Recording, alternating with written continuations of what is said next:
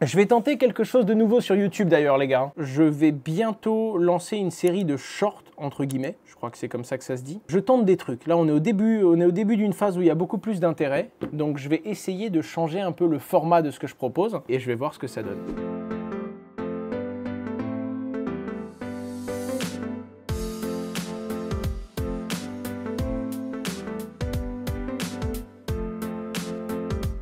Salut Asher, pour toi le TADA va prendre combien de temps avant de pump et de prendre de l'influence? J'en ai strictement aucune idée. La valorisation d'un token ne dépend pas forcément du lancement de son projet, ça dépend de la communauté et de sa façon de le valoriser. Donc je suis incapable de te répondre. Et en plus de ça, si j'étais capable de te répondre, ne serait-ce que par conflit d'intérêts, étant donné que c'est le projet de mon frère, je peux pas te dire combien de temps il va mettre à pump. Tout ce que je sais, c'est qu'ils ont même pas encore sorti publiquement leur application et qu'entre guillemets, l'usage même de TADA n'a pas démarré, dans le sens où il y a encore trop peu d'entreprises connectées à la production réelle des utilisateurs. Elle est encore en bêta aujourd'hui, elle n'est pas lancée live et le but c'est vraiment de créer un truc où les utilisateurs vont pouvoir à la fin demander de la donnée, d'autres utilisateurs vont pouvoir la fournir et là ça va créer une loupe et ça va être un vase clos en fait si tu veux. Donc on n'y est pas encore, ça va prendre naturellement du temps pour arriver réellement à l'usage de la solution qui crée la data. J'ai vu que tu suivais la page de Biconomy, qu'en penses-tu? J'aime beaucoup Biconomy, je suis investisseur dans Biconomy, j'ai investi en 2020 ou 2021, je sais plus. Belle culbute d'ailleurs pour être totalement honnête avec vous, Biconomy, et c'est l'un des projets où, pour vous dire, quand j'ai vu le multiple que j'ai réalisé au lancement du jeton, j'ai quand même capitalisé et j'ai gardé une partie de mes jetons. Il y a des jetons que j'ai eu dans les premières tranches que j'ai toujours staké et que je n'ai jamais vendu. Ce qui n'était pas forcément une bonne idée parce que dans le bull run de 2021, il était monté tellement haut, j'aurais peut-être dû vendre un petit peu plus pour prendre plus de profit, mais c'est un projet dans lequel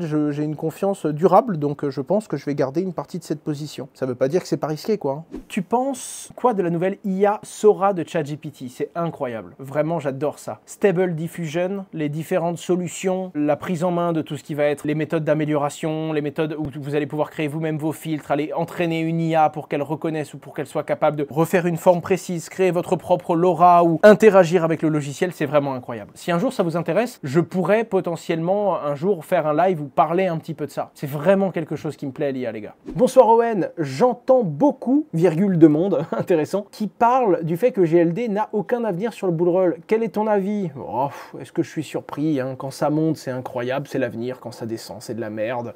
J'ai entendu ce discours pour à peu près tout. Quand Ethereum est venu au monde, Bitcoin disait que c'était une merde qui allait mourir. Et quand Ethereum a pris de la taille, ça, les gens ont changé d'avis. Quand une crypto arrive, les gens disent que c'est nul. Et si à un moment ça se développe, les gens disent qu'en fait ils se sont trompés. Et tout bouge tout le temps. Tout le temps, les gars. Ce qui est vrai, c'est que Elrond a repris beaucoup de valeur depuis son plus bas, qui était de 16 ou 17 $.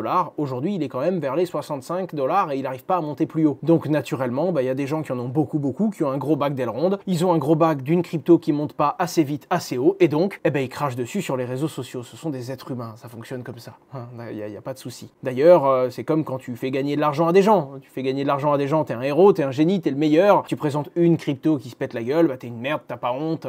C'est vrai pour les influenceurs. C'est vrai pour les créateurs de contenu sur les réseaux sociaux, c'est vrai pour les médias, ça fonctionne comme ça. Si Elrond explose tout, la communauté Elrond dira oui, on vous l'avait dit, Elrond a battu des nouveaux records. Et si Elrond se pète la gueule, il y a des gens qui diront c'était sûr depuis le début en fait. Solana par exemple, l'exemple parfait de Solana. Je l'ai présenté à 3 ou 4 $ sur ma chaîne YouTube. Quand il a explosé, j'étais un génie. Waouh, Asher c'est le meilleur. Solana, 4 $ ou 7 $, waouh, heureusement que je l'ai présenté. Quand il s'est pété la gueule à cause d'FTX, parce qu'FTX a fait faillite et que FTX détenait beaucoup de Solana, quelle honte ce Asher. Il a présenté une crypto backée par FTX, FTX c'est des voleurs, il a vraiment aucune race ce mec. Et quand le token Solana a réexplosé, d'accord, et qu'il est reparti de 12-13 $ vers les 100, 120, 150, il y a des gens qui disaient ouais, Asher il donnait Solana pour mort, alors qu'en fait le truc il explose, il a encore de l'avenir. J'ai rien dit, tout le long j'en parle presque pas. Tu te donnes combien de temps pour péter le milliard? Je pense que je ne l'atteindrai jamais. Alors, sauf si tu as une personne morale qui explose, personne morale c'est une entreprise, hein. Taper le milliard sur des finances perso, c'est trop délicat. Et puis ça met une pression dans la tête qui est folle. Taper le 0 de plus, c'est possible. Taper le milliard, c'est vraiment quelque chose de délicat. Et puis même, je veux dire, vous vous rendez compte, je suis exposé. Je fais des vidéos en expliquant comment sécuriser ses crypto-monnaies avec des multisigs pour ne pas pouvoir se faire extorquer sa crypto. Malgré tout, il y a un mec qui descend chez moi et qui essaye de me cambrioler, de me voler ma crypto. C'est vraiment un truc où tu arrives dans un niveau d'exposition où, en vrai, je pense vraiment que si un jour je tape le milliard, je serai pas en France.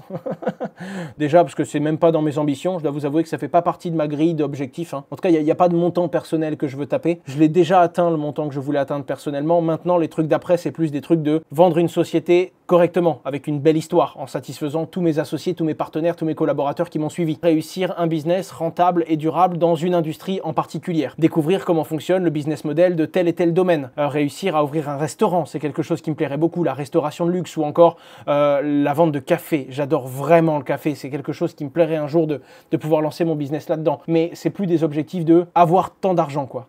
Ça l'est plus. C'était le cas au début. Alors, première chose, il y a eu un hack. Il y a eu des hacks en fait cette semaine et ça touche principalement des joueurs de Call of Duty. Ils se sont fait voler leur Bitcoin dans leur portefeuille. Alors, il y a l'équipe d'Activision. Hein. Je vous rappelle que Microsoft a racheté Blizzard, hein, le célèbre producteur et studio de jeux vidéo qui a créé World of Warcraft, Hearthstone et d'autres jeux très connus dont je ne vais pas vous faire la liste complète. La deuxième chose, c'est qu'ils ont continué leur développement dans le monde du jeu vidéo en rachetant Call of Duty, Activision. Pour le coup, ça fait déjà de Microsoft un mastodonte du jeu vidéo, ça c'est déjà une première chose, mais on le sait, Microsoft est plutôt, entre guillemets, fermé, pour l'instant, tout du moins, aux crypto-monnaies, au Web3, et on l'a entendu d'ailleurs au précédent Bull Run, quand ils ont été très clairs sur le fait qu'ils ne voulaient pas avancer sur des NFT, notamment dans le monde de Minecraft. Mojang, hein, qui est également le studio qui a créé Minecraft, s'est fait racheter par Microsoft. Donc déjà, Microsoft est en train tout simplement de développer son arsenal de studios monstrueux dans le monde du jeu vidéo, premier point. Deuxième point, je pense que c'est également une stratégie pour avoir la main mise sur les plus jeunes générations, qui seront les clients de Microsoft de demain. Hein. Les gamers de demain sont probablement en train de jouer sur un jeu Microsoft à l'heure où on parle. Et pour le coup, Microsoft fait du coup beaucoup de services blockchain très professionnel. En fait, c'est ce que fait également Amazon avec AWS. Il y a Microsoft Azure qui, eux, fournissent beaucoup d'infrastructures pour tenir des validateurs, pour des infras de sites internet de sociétés qui sont dans la crypto. Ça, c'est vrai. Par contre, dans le jeu vidéo,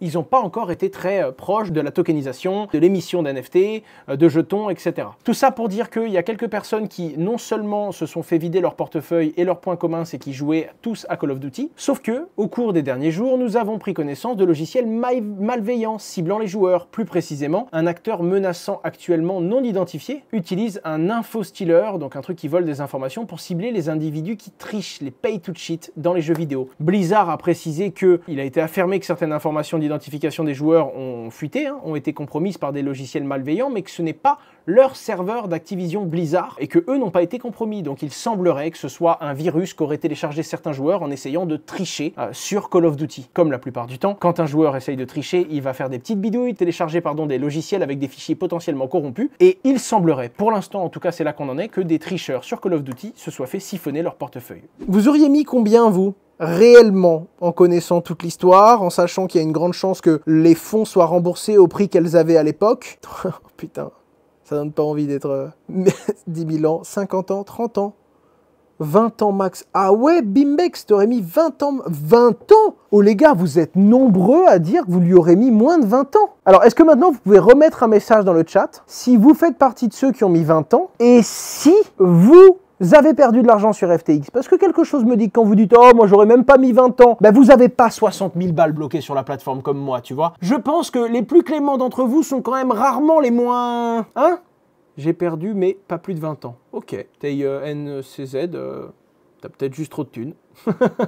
Le tribunal rejette la demande de Coinbase. Vous savez, Coinbase a fait une demande au tribunal en disant oui, ben, la SEC nous attaque. On estime qu'ils n'ont aucune raison de nous attaquer. On refuse tout simplement leur attaque. Ben, le tribunal a validé le non. Il est possible que la SEC vous reproche quelque chose que vous méritez bien. Alors, on va pas refuser leur attaque et on va traiter ça au tribunal. Affaire à suivre. C'est pas encourageant, c'est pas super, dans le sens où, globalement, non seulement il y a déjà eu quelques trucs qui potentiellement remettent en cause la forme de l'Ether et pourrait le qualifier comme un security. À côté de ça, on a Coinbase qui vient de pas se prendre une claque, mais ça aurait pu éteindre le problème Coinbase SEC au tribunal. Et la SEC a quand même le droit d'aller au procès. Ça fait un petit peu peur. Au passage, la Security Exchange Commission demande 2 milliards de dollars à Ripple. Alors vous savez déjà que pour l'instant, ils sont un petit peu en train d'avancer dans leur procès. La SEC réclame 1,95 milliard de dollars à Ripple, incluant la restitution, les intérêts préjudiciels et les pénalités civiles. Bref, conflit qui remonte à décembre 2020. Comme quoi, il y a un souci, ils te demandent des intérêts sur la durée. Enfin, c'est un truc de fou. Hein. La SEC, ils sont vraiment en guerre ouverte avec tout ce qu'il y a crypto dans son nom. C'est catastrophique. Merci pour le temps que vous m'accordez. C'est la plus belle valeur que vous pouvez m'accorder. Toutes les semaines, vous êtes là, vous vous arrêtez jamais, même quand je suis en retard ou pas. Je vous remercie. J'espère croiser quelques-uns d'entre vous à la Paris Blockchain Week Summit et je vous souhaite une très bonne soirée.